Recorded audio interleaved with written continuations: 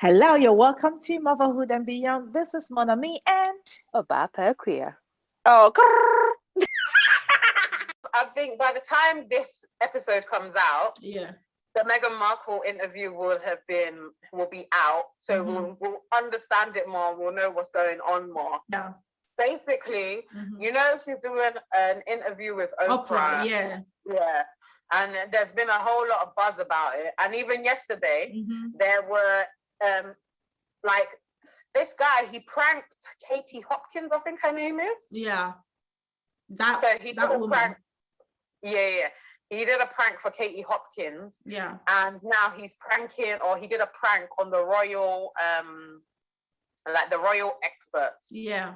Is what they're called, I think, or whatever. The correspondence, the royal correspondence. And he was basically like, oh, we've all seen the Oprah interview. No, we know the Oprah interview is about to come out.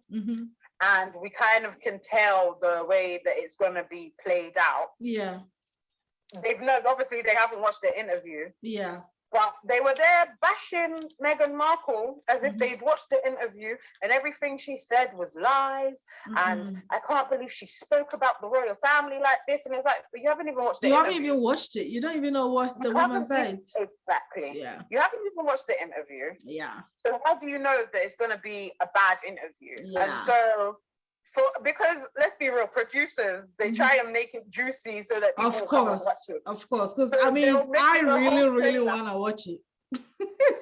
They make all the sneak peeks and the trailers look so lit, and you're just like, oh, I want to watch that. Yeah. But really and truly, it could be literally nothing. But I was so surprised how quick and easy. And it wasn't just one person. There were about 4 of them willing to lie on this woman as if they knew everything she was going to say in the interview. Yeah. And it was disgusting how she was talking about her. And then on top of it, that stupid Piers Morgan man. I sometimes, like, he talks the truth, except for when it comes to Meghan Markle. And he has an obsession with her. Yeah. That's all you can call it. Yeah. It's an obsession because it doesn't make sense. Yeah. You're trolling a woman because what? She stopped talking to you when she stopped talking to you. She knew her boundaries. Yeah. Or she just probably turned you down and so you're upset. Yeah. Mate, come on now. I mean, it's too much. The past few years since she became a royal. It's not hard for her, man. It's too much. He's showing signs of a man who's been burned, isn't it? Like, but hold on. You really think she oh no? Hold on, is he not married? He is. That's what makes it worse. I'm like, so then why are you so obsessed? All of this and isn't even telling him, mate, you need to calm down, because you do need to calm down. Why are you acting like a mad person?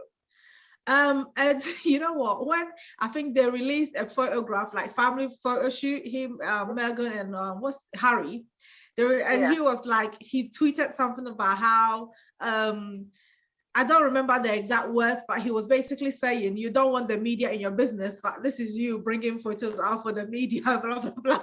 And when I read that, I was like, how is that part of your problem? Like, I know you're in the media, but it's probably about time you let them be a little. Like, I mean, they work in showbiz now. So whether they want to be private, they don't want to be royal, they want to be royal, whatever, they still have to present their showbiz personality. And that includes putting out pictures for people to see that they are still existing, so they can be relevant. So I don't know, but yeah. No. He's something else. And I think even though I think it was yesterday or a few days ago, one of his, like, obviously he works at ITV, so a presenter who also works for ITV was like, okay, like, it's enough, you've had enough of your say, it's enough now. And this man turned around and said, like, he was like, it was something along the lines of, like, essentially, you're trolling this woman, and she's pregnant. Yeah, he was like, you're trolling a pregnant woman, let her have peace. And he goes, well, she's spreading rumors about a 94-year-old lady whose husband is unwell. He's talking about the fucking queen, sorry.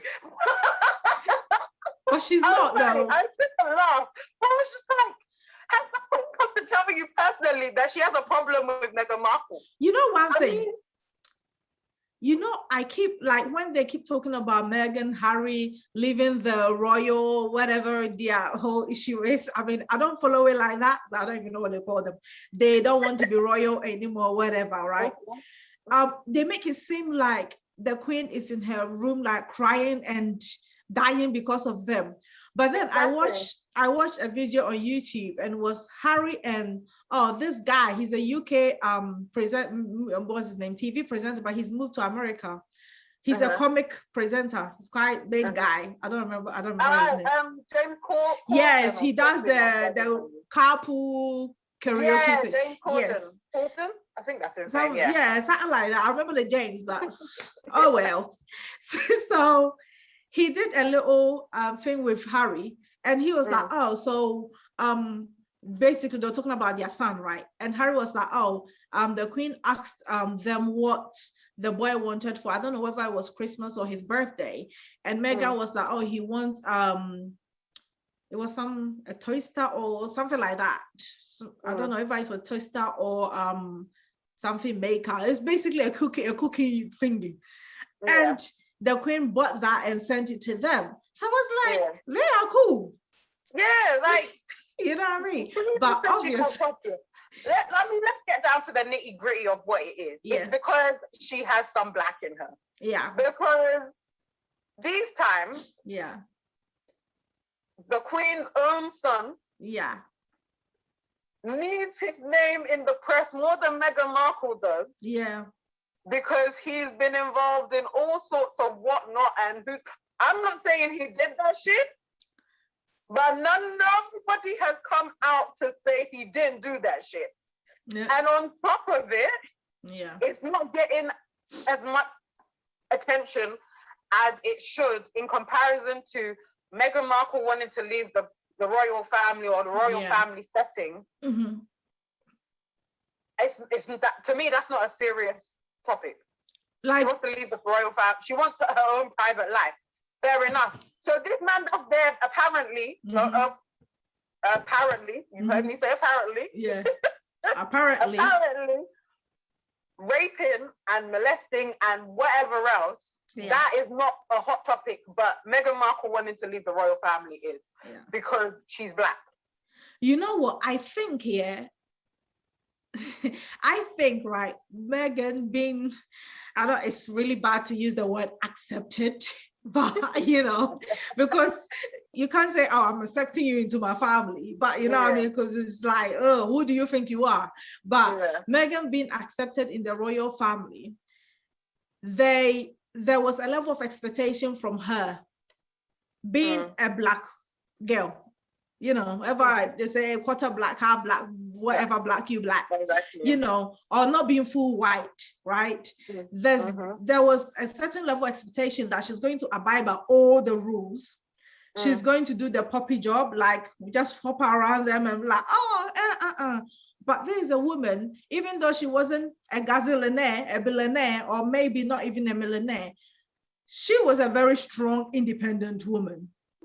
For her to even think about going through like a relationship, going into a relationship with Harry alone, it takes a whole different kind of mindset, because first of all, she knew about the media, all of that drama around the royal family, and she knew that with her being black, you can't be ignorant and say, oh, I'm going to be fully accepted, because this is the UK, you know, we always cover racism and pretend it's not there, but it actually is there. So I think she was expected to be a puppy or a puppet. A puppet, isn't it? She was expected to be a puppet. So, but she came there and she was like, I have my own charity. I have my own ideologies. I have my own understanding of life. I'm a modern day Black woman. I am strong-minded. I am educated. I am hardworking. I'm compassionate. I'm everything that every human being is supposed to be, to an extent, right? So I have my own ideas and I'm going to follow it. I mean, I'm not going to walk around and do things because I'm being told to. Also, she's coming from America.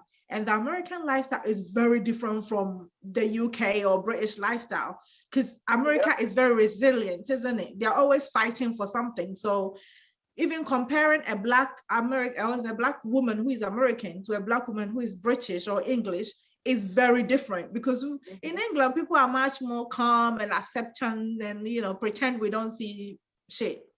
Yeah. But there, they are like, we see you, you killing us, but we're going to fight. You know what I mean? We don't necessarily have that resilience. So once she came into the environment, there's definitely going to be some issues, because she's not going to wake up and do everything you want her to do, because she's also married to the guy in the family who is also very out there and likes to do whatever he wants to do. You get what I mean? But this is, you know, this is where it becomes difficult, because you can't expect me to say, yes, slavery days are over. No. We aren't doing that no more. Also, everyone has things, you know, before women have to obviously keep quiet and follow your husband and follow rules of the household you are in and stuff like that. But we're not doing that anymore. You know, everyone is living their life, doing whatever they want. But where should they have drawn the line and accepted that this is a black woman? She probably has, she likes chicken goat and rice, chicken curry, rice and peas and stuff, right? So she's definitely like... No, it's so stereotypical. Okay, she likes jollof rice. I don't know Meghan, but maybe she likes jollof rice. Like, I hope she does. Some people don't like jollof rice, you know. But I don't. I don't anyway. I'm not a big fan of jollof rice, so yeah. And she was there saying maybe she likes. So I was still with the chicken curry and rice and peas. Like we all like it. We like rice and peas some way somehow. You know, it's like I feel like the level of embrace that she should have had. We are not in the house. We are not within their territory, so we can only speak from our own personal experiences, you know what I mean, based on the community we live in. I feel like maybe she wasn't accepted like that. She didn't feel that comfortable. No, of course, but and that's the problem. She didn't feel comfortable because even before they were married or anything, the media had already started picking at her. And I mean, Piers did a tweet the other day. I'm saying Piers like I know him personally. Piers Morgan did a tweet the other day, and it was something about, maybe our royal, like the royalty shouldn't go for American women, because obviously you remember... their uncle, Queen's uncle, the Queen's uncle who abdicated. And it's funny, it's the same kind of line, isn't it? So then I was like, okay, maybe, just maybe we as Black people are taking it personally. Okay. Is it us just feeling like, it's because she's Black? Or is it just they're going really hard for her? Because we don't know, obviously that wasn't our time. We weren't around when that other woman was around. But it seemed pretty bad. Like, she wasn't allowed to have the title of a duchess. No, she was allowed to have the title of a duchess, but she wasn't allowed to be known as Her Royal Highness. Here is a case where Meghan saying, don't even call me Your Royal Highness. I don't want to be. And yet you people are still coming for her. But I think it's crazy, isn't it? You know what? Those days, their issue was not because she was American. No, it's because she was divorced. It's because she was divorced. No, wait. Was it twice? No, she had been... I think, she had two ex-husbands who were both alive. So she had been divorced twice. She had been divorced. And that was tradition during the times. And you know, those times, there was a level of ignorance and, you know, lack of acceptance anyways. In general, you're living, if you're a woman and you have a kid and you're not married, and, you know, there were all those issues. But so those times, even though it wasn't right for her to be treated like that, we can understand it for those times, because that was the tradition. And sometimes with tradition, you know, it is what it is, isn't it? But now, here we are now living in a so-called society where we claim everyone is accepted, everyone is equal. But if someone is also being treated the same way, and hers is not because they're not really talking about the fact that she's been married before. Yes, and her attack is on her personality. But obviously we knew that she'd been married before. Yeah. But that argument rarely comes up, and is how you know it's about the color of her skin, or it's not even. I think she's even personally said, "I'm not black and I'm not white. Yeah, I'm just a person." Yeah. It literally comes down to what she is, and that's how you know, because I haven't heard much mention of her. Before they got married, that's when she's been divorced before. She's been married before. That's when it used to come up. But once they got married, it stopped being about her being married before and came down to the color she was wearing her how she's telling him what to do. So then it boils back down to the what is the stereotypical black woman phrase we always use? Aggression. It boils down to, now she's bullying people. Now she's telling the media, don't come here. Now she's being territorial. Now she's trying to dictate what we say, what we don't say. Now she's telling Harry what to do. No one is in their bedroom. Unless you have a fly on the wall that's in their bedroom, seeing what they do, because it's like, essentially, they're saying that Harry is stupid and has no mind of his own. That is what the media are essentially saying. That's what they're saying. If they really think that Meghan Markle has that much control, they're saying that he's a stupid man, which I don't believe him to be, because any man who says, I'm putting my family first, that is what he has to do. A stupid man. Definitely. He's putting his family first. You know what? At the age of how old was he when his mom died? 9? Oh, he was, I think, 9 or something. He was very young. He was very young. And so young. And he had to watch all of that happen. And he said, I'm not repeating the same mistakes that my father made. Exactly. I'm protecting my wife. And obviously, for better, for worse, people. Exactly. And obviously, I've said the British media, they pick and choose what they want to. Yeah, obviously. Focus on Prince Andrew, you idiots. I'm just so confused there. You know one thing. When they got engaged and they were all, Meghan, blah blah blah blah. I kept saying, I was laughing at my sister. That's when because the drama with her dad. Do you remember? She doesn't even speak to her father. And that's sister of her. Speak to the white side of her family. Yes. The side that makes her somewhat accepted. She doesn't even speak to him. If he's a deadbeat dad, why should she speak to him? I mean, I don't know the story there, but clearly, why is it now that everything is happening well in her life? That's when you want to come around. Exactly. Please answer that. But at the end of the day, funny enough, right? I'm not surprised that it has come to this level, because the British media is probably the most racist entity you will find. The thing is, sometimes, we can say things and you're not allowed to say things and blah, blah, blah, but they can lift you so high and they drop you like on the ground. And if you're not strong, it will be difficult for you to find a single toe to even land on. That I remember, this is just by the way, that Ghanaian guy, Michael Boaten, who went on Love Island. That's his name. See how they went and brought all those things which were not even true. Half true, not the full truth. And they were trying to drag that guy. But the good one thing that saved the guy was because obviously social media. So he had the platform to speak his mind, and people got to know, and they realized that actually the guy ain't that bad. And then at the end of the day, the court case when nothing was done to him, blah, blah, blah, blah. But that's what the media does. And it's so bad that being the royal, obviously that's their job, isn't it? But I feel like it's so bad that that's what their job is. Like, what's your job? I'm a member of the royal family.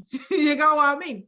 But that's the thing. They are actively trying to change that narrative. Yeah. And that's the beauty of it. They're not trying to live off our public funds and say, you know what? They say, I want to work for our money. And they're actively doing it. That's why they relinquish their title and all this other stuff that's happening.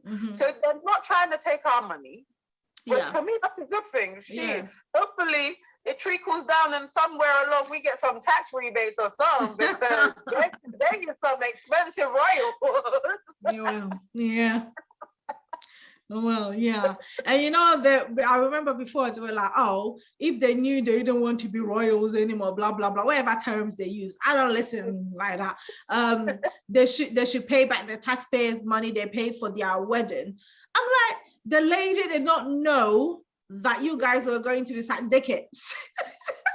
Exactly. So she was like, oh, so Harry, they pay for the wedding. Oh, okay, I want the dress. I mean, I'm a woman. I'm gonna get the best dress. I'm gonna get the best dress. I'm gonna get the food. I'm gonna get the location. I'm gonna get everything. After you pay for it, you don't expect me to just run around and one of the people who have made it difficult for her is who you've been mentioning, is Piers Morgan.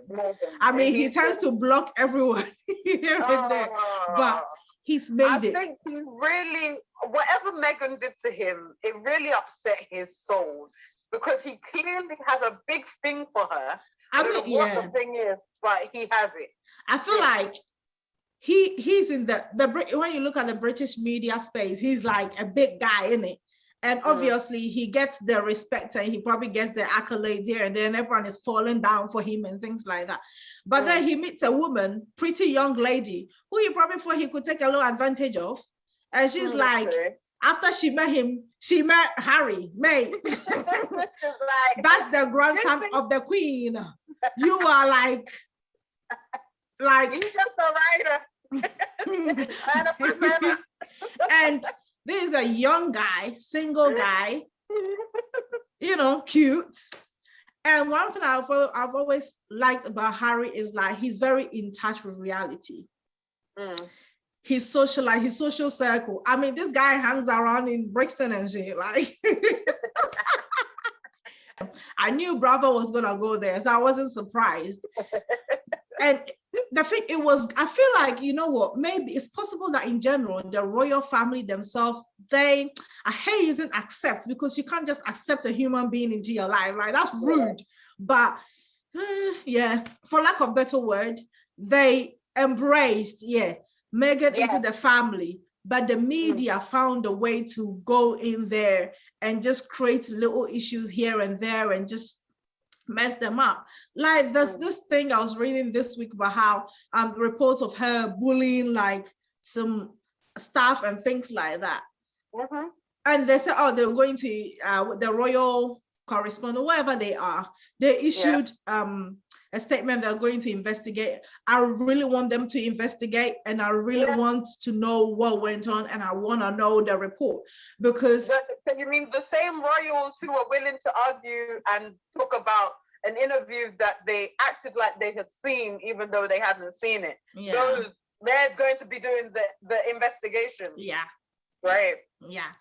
And if like someone is to go out and say, oh, she bullied me, she's American, language barrier, she's black. What? Did you say language barrier? Speak English. No. But you know, even though you speak English, the royal people, they speak very different English to us. Like even we are in the UK, right? We speak very different English to them. Like no, but there's different personalities. She was brought up by a black woman. So you know there's gonna be, she's quiet and stuff, but there's still gonna be a tiny little feistiness in there. I'm not saying like there's any bullying. You know, it's I don't know, conviction in her conviction. Voice. And the thing is, this is a woman from a place where they've always been fighting. So she's got the fighting spirit, whether you will understand it or not. I'm not saying like, it gives you the right to treat people anyhow. But I seriously doubt that she went in and thought, oh, who is here? Let me bully you. Like, I really seriously doubt. If they come out and say, oh, maybe she used a word that was offensive, and then I can be like, okay, there are some words that Americans use that we don't use. Or that we don't use the same, you know what I mean? It's different from us. There's bound to be some understanding. Even if you're working with your mom, your dad, your own family members, your siblings, there's bound to be a day or two, even her own husband. There's bound to be a day, I bet you my brother felt bullied. He's like, shoot, this black women boy. But for you to just go out there, and why didn't they say anything until they heard, oh, Oprah is interviewing them? Thank you. And then they saw Harry's thingy, the little snapshot that Harry was saying, I didn't want to, I was scared of the same history repeating itself or something like that, which to me, it has always been the most thoughtful and careful thing that guy has always said.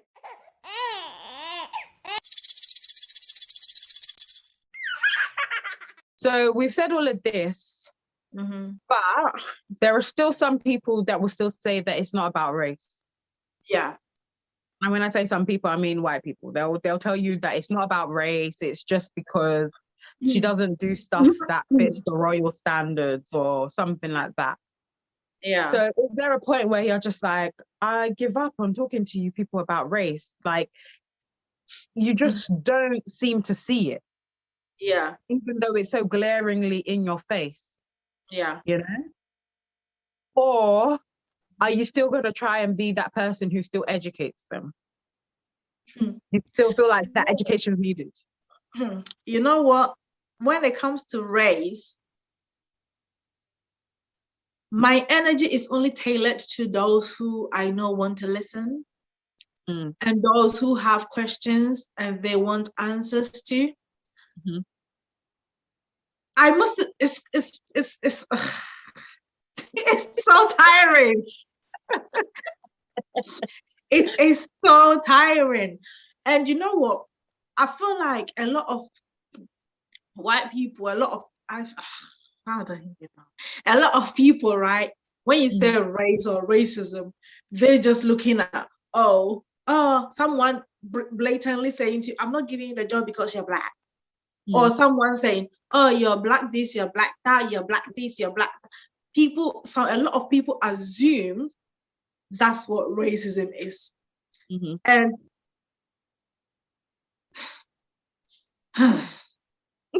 it's so tired. It's like, see, I don't even know what to say because like, we've spoken about it so many times that it's so difficult to know what to say again. Because when they had their baby, let's going back to Meghan and Harry. Remember the newspaper? I had the monkey and the thinking. And then you turn around, you think, and you're trying to tell me that's not racism. Okay. How come when what was the other couple? William and Kate. That's how much I follow them. That's how much I follow them. When they had their kids, I didn't see no monkey pictures. That's because they have a little bit of black in them. Exactly. So when someone says it's not about race, it's either the person is pretending, is racist, or is ignorant. And if I was to, let's assume I meet someone who and engage in this conversation with this person, it's so tiring. I don't even know what to say because I feel like if you are saying something to me and you know that if I was to reverse that saying to you, you're going to be offended, then don't say it. You know what I mean? And in this modern world, where the media, being bad or good, whatever they are, they present images that are educating us about race and all of that, right? you don't need me to come and tell you that that's racism, man. Like, you don't need me to come and tell you. Even if it wasn't about race, immediately someone brought a photograph and was the monkey and blah, blah picture when the woman has just had their baby. That's when the underlying thing is racist. It's race. Yeah, because of all the animals in the bloody world, why a monkey? Why didn't you use, I was gonna use, let me be good. Why didn't you use a horse? We know everyone like horses. You know, if it really wasn't about racism for you, and you were just like, oh, ponies are cute. Everyone likes ponies. Ponies are not related to any. And just, you know, why not use a pony? Yeah. Why does it have to be? Why does it have to be a monkey? And it's an image of a time, an image from a time when racism was very light. You know, to an extent accepted within the community. It was normal. It was very prevalent. So that was an image from those times. So for you to bring that image to this time, you're really trying to incite something. And it's difficult to sit on the side and say that, it's not racism, because I feel like too much has been done to the woman. Of course. And even if it's not by the family, by the media, and everyone knows the media is now trying to actually be inclusive. We all know the media is now trying to act as if we like everybody and stuff like that. But let's go into the offices of these people who are writing these articles and see how many black people you're gonna see. Yeah, zero. There's just gonna be that one black girl, black boy at the corner who's been doing the printing and filing. Exactly. We're so diverse. I saw a pyramid the other day, and it was like, oh yes, we have so many. We're a diverse company, and it was a pyramid of like 10 people, and most of the black and minority the BAME faces were at the bottom and the first 2 lines of the pyramid. Yes, of course. At the top, it was just, obviously white. And it was just that is how most companies are. Yeah, exactly. And you know what? That's how it is. And you know what? It's really bad but then even like with us growing up in this community, even sometimes applying for certain job roles, I've resorted to saying, please let me be diversity recruit, because as much as I really hate diversity recruitment, because I feel like I'm just a quota. You just need to fulfill your quota of diverse people. Yeah, but I feel like now I'm like, just recruit me because I'm black, and I'm gonna show you we can do the job. Like, you know what? Exactly. Because it gets to a point you start to just wonder how far should your line be drawn, because we live in a society where we are minorities, and the media is very good at covering up racism. And they will, even with coronavirus now, they're talking about how, the BAME community are dying and blah, blah, blah, blah, blah, blah. And they're like, oh, what's happening? What happened? Because you drive them all into the flipping council estate. That's what the hell is happening. Like, you go into a 2-bedroom house in the council estate and there's 10 people living in there. The auntie, the grandma, the granddad, blah, blah, blah, because you're making it so difficult for them to be able to work. Yeah. And with me, I always say, even if the people within the society are trying to eradicate racism and they are trying to move away from their racism thoughts and thinking and ideologies, the system is very racist. And if we live in a system that's racist, the system is what's governing everything. How am I going to speak to that white managing director, right, who indirectly has a list in mind of the kind of people he or she should employ? How am I gonna tell that person, actually, this is racist? She's gonna, well, but I've employed black people. Yeah, there's 2 of them and there's 12. You get what I'm trying to say? It's difficult because people do things and they don't think it's racist because that's the norm. That's what they are used to. Like people going on social media and even like comment on people's like racist stuff on people's posts and stuff like that. Some people do it because that's what they've seen other people doing it. And they are not sitting down and thinking about the negative impact of what they are writing. Like me now, right? Sometimes I see things on social media and I want to comment and I'm like, Mama said if you can't say anything nice, keep that shit to yourself. Don't say it at all. Exactly. I don't say it. So I'll just look at some of these things and I'll just chuckle and I'll walk away. But even if like a stereotypical like white joke about a white person, I don't comment. No. Because I don't want you to be racially, you know, abusive or whatever to me. So I'm not going to be that kind of negative to you. So obviously it goes both ways. Yeah. But then it's so difficult to know, you know, when it happens, something happens right in your face, it's easier to say something. But when there's so much going on in the society, and sometimes it's difficult to know what to say and how to say it so someone would understand. You know what I mean? Because someone will say to you, but that's not racist. One thing I hate is when people call me colored. See, when they say stuff like that, it makes me bring out that whole joke of, when I slap you, y'all go red. If I punch you, you go black. Okay? So me and you, who is all kinds of colors in the rainbow? I mean, some years back at work, it was an elderly lady. Just like, oh, you know, colored people. I said, Grandma, I'm sorry. Don't use that. Just say black people because I like black. Like, oh my Jesus. And you know, because when I said black, she looked shocked. She looked like the word was like, oh, can I say no? Black, yeah. I'm like, say black. I'm black. BLACK. Like black. You know, because they say colored as though they're just being nice, cautious. Politically correct is the word you're looking for. Them time politics is very different from this time from now. Exactly. Colored is not acceptable either.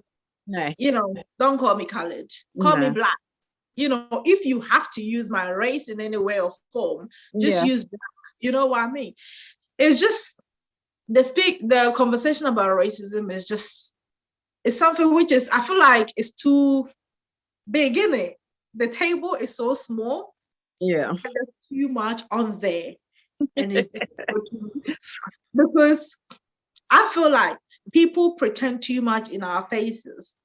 Of course. Especially in this UK. Yes. People in America, they don't like you because they think they're going to have their Confederate flag. They're going to show you, use a nigger, use as a black person, this, that, and the other. But in this UK, the racism is very undercover and it's very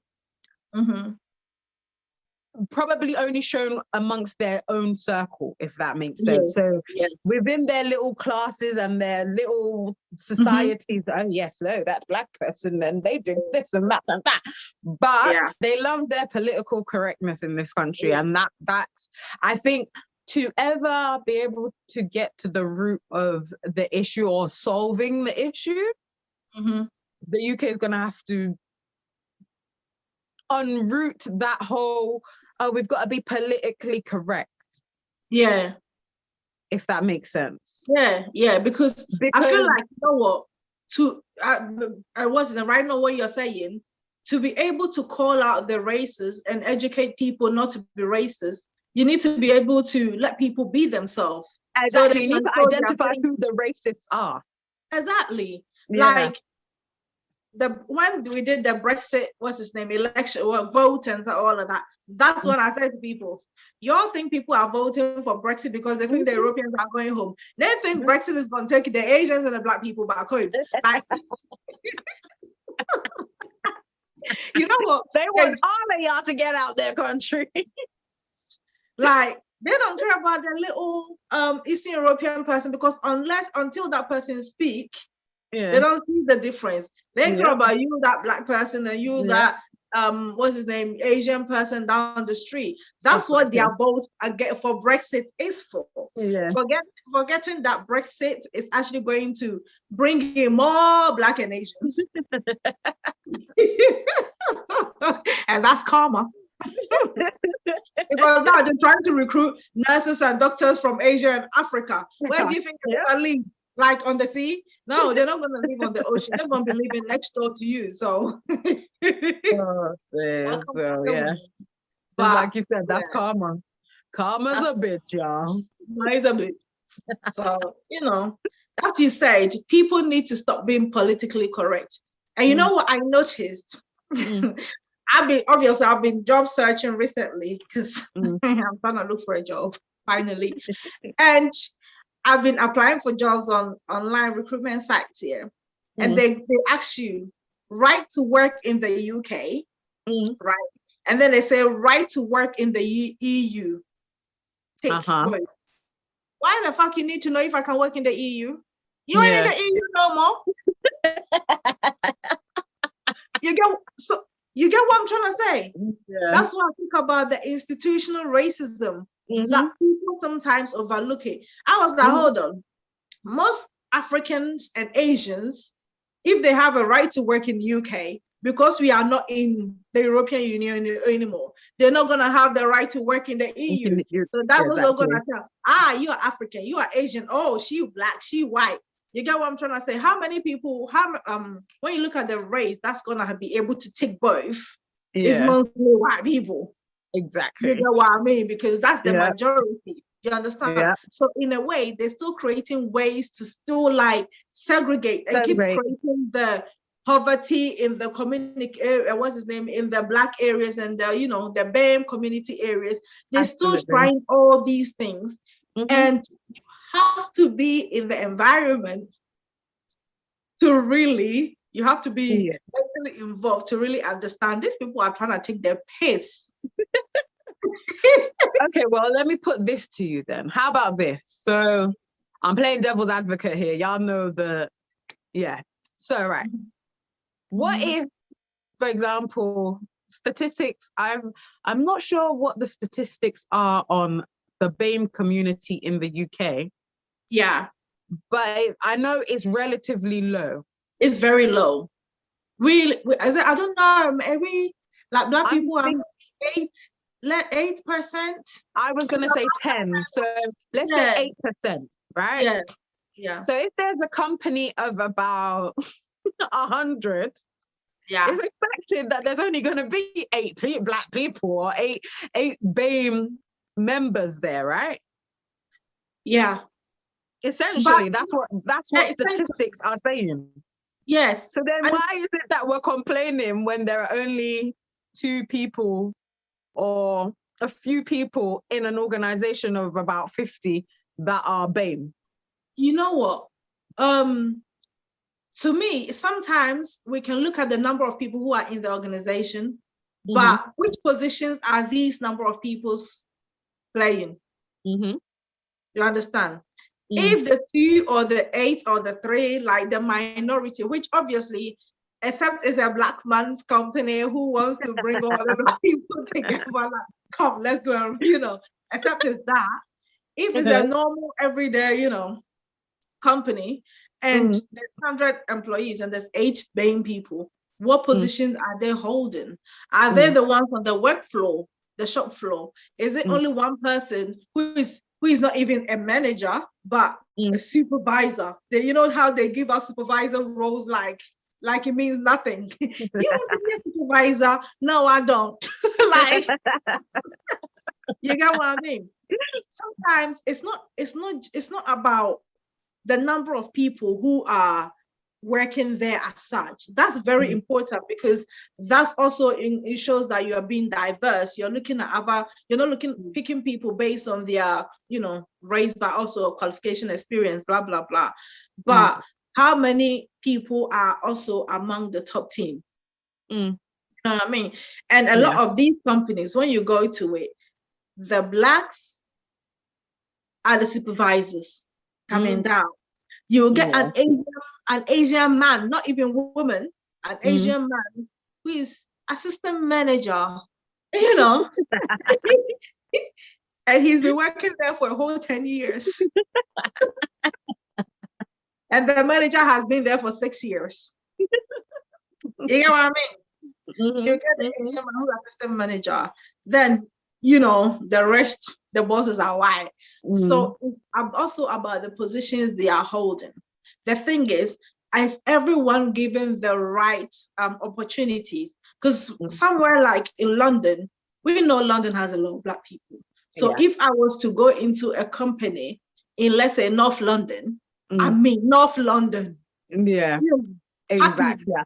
That's where I think the statistics become a little bit skewed, because yes, across the UK there are 8% of us, but within this London, there's probably about 30% of us, maybe more even.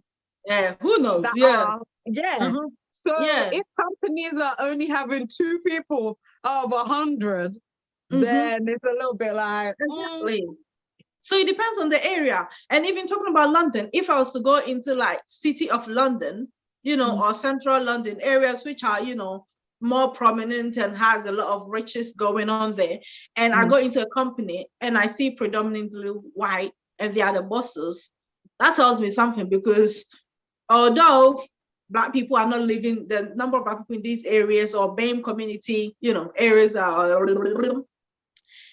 people from the BAME community living in these areas are quite low. All the jobs in London are in these areas. The good jobs are in these areas. And we know that when you look at even university, Black kids have graduated to like their max, you know. Everyone is now graduating from uni now. So are they given the opportunities and they are not, you know, matching up or working hard enough, or people are being selected because of the color of their skin? And the crazy thing is, the government always talk about, oh, we will investigate this, we will investigate that, but they never look at the foundation of the problem. You know what I mean? Like they'll come and tell you about, oh, BAME community, coronavirus killed these people, blah, blah, blah, blah. Yeah, because when you go to the supermarket shop floors, who are working there? It's the people. When you go to the healthcare fields, who are working at the doing the face-to-face is BAME. So who do you think is gonna get the coronavirus then? BAME. Exactly. So the point is about giving the opportunities, and you know, it's difficult because it's like sometimes it's so like hurtful to think that people need the opportunities and they will beat the drum about, talk about it, but deep down I feel like she ain't gonna happen. Of course. Like deep down I feel like it's gotten to a point where it's more like each man for himself, all for God, and you have to pray and hope you are the lucky person, the lucky one. You know, because there's just too much going on that we don't know. You know, there's too much going on we don't know. And racism is, and you know, the funny thing is, even talking to white people about race, right? A lot of Black people, especially from African communities, they don't even understand racism. You know what I mean? Like I was listening to an incident, right? And it was an incident on the bus. I was on a phone call with a friend. And as this incident was taking place, I was quiet on the phone and people were talking about blah, blah, blah. And in the end, after it was resolved, I heard people talking about, and then we'll go and say it's racism and blah, blah, blah, blah. I'm like, you are African, man. Like, you know what I mean? Like, not everything is racism, but there are certain things you don't sit around and say because you are drumming certain ideas into other people within. Exactly. You know, if I scream racism, maybe that's what I feel racism is like. You know what I mean? Who has the right to tell someone how their racial abuse is, and you know what I mean, or what they should call racism and what they shouldn't. Anytime I feel that I've been picked on because of the color of my skin, I've been racially abused. Yeah, it is what it is. But a lot of even people in our own communities don't understand racism, and they don't see that it's there. They just see it as, oh yeah, that's life. You know what I mean? So then how do you even communicate to other people who are being the abusers? You know what I mean? So yeah. Well, on that note, I think we should wrap it up, because if we carry on with this, y'all might get a 3-hour episode. Exactly. Definitely, because there's so much we can say, but sometimes I feel like sometimes it's okay to just, let's just empower ourselves. Let's empower ourselves. Strive for the best for yourself. Make sure you stay out of negative issues. Yeah. Try, don't put yourself in situations that you might not have the ability to, control. And also, if you see someone being abused or disrespected in a way that you feel is racist, and you wouldn't like done to yourself as well. Exactly. Like, speak up. Sometimes it's okay to just be the nice person, the person on the side that says, excuse me, like, don't use words like that. It's not acceptable. You know what I mean? And yeah, hopefully, it's going to take a long time. I don't think racism will ever go. We'll probably it's probably going to continue to be covered until the whole world becomes, mixed race. Or the whole universe. I mean, when we all mixed race, what are you going to say? Then they're going to change and say, oh, what are you? You are mixed race, black, white, and Asian. Oh, no. No, let's not even start with that, because then it will be, oh, you're a lighty, you're a darky, you're a thisy, you're a that. So then it will be colorism. So let's learn. Oh, we do have that going on already. I mean, colorism is also a whole different conversation. Oh my days. It's just, the world is just sick. It's sick in the head. And it's difficult to, because we are not animals and we have reasoning and free will, people are going to think the way they think, and they're going to do whatever they want to do. My wish is to be able to see racists in the face. So I will know who not to interact with. Exactly. That's it. That's all I care about. You be a straight up, bold racist, so I can be like, I avoid you. I do not have interactions with you. I don't want anything to do with you. Than for you to be undercover and be doing it behind me. So I'm thinking, oh, this person's all right. I can have a conversation with this person. They're an okay person. But behind me, you're plotting a way to get rid of me, like you're part of the KKK. Nuh-uh. Exactly. Nope. So that's the thing. And what's saying KKK, like, I feel like when I hear stories of someone being killed because they're black and stuff like that, I feel like sometimes, we blame a lot of things on mental health. I feel like too many people are deranged. Yeah, of course. So stay away from people who are deranged as well. Just be careful, and just take care of yourselves, your families, and fight for quality in every sense of the word. Exactly. Yeah. That's all we can say. Yeah. So, I feel like we've sort of, for some reason, I feel like I haven't said much, because we've said the same topics all over, like, we've kind of regurgitated everything twice over. But yeah, we hope you enjoyed today's episode. Yeah. As Mon said earlier, educate those who want to be educated and are willing to be educated. And if there are those who are willing to be ignorant, well, they say ignorance is bliss, so let them stay there in their blissfulness. But if the blissfulness ends up hitting them in the head, then hey, God is so good. God don't like ugly.